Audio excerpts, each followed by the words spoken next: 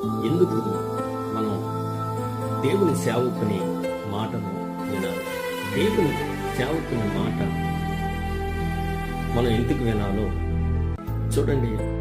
సాదేపతి అనే ఊరిలో ఒక వెధవరాలు ఉన్నది.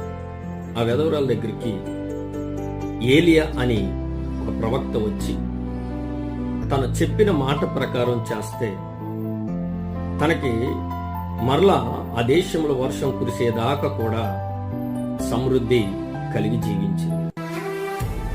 దైవ సేవకుడు దేవుని చేత నిర్ణయించబడి పంపినవాడే దైవ సేవకుడు.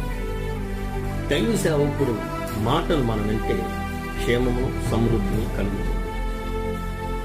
దైవ సేవకుడు దేవుని ఉద్దేశాల్ని ఉపదేశాలుగా మనకి బోధించి మనల్ని నడిపించేవాడే దైవ సేవకుడు. సేవకుని మాట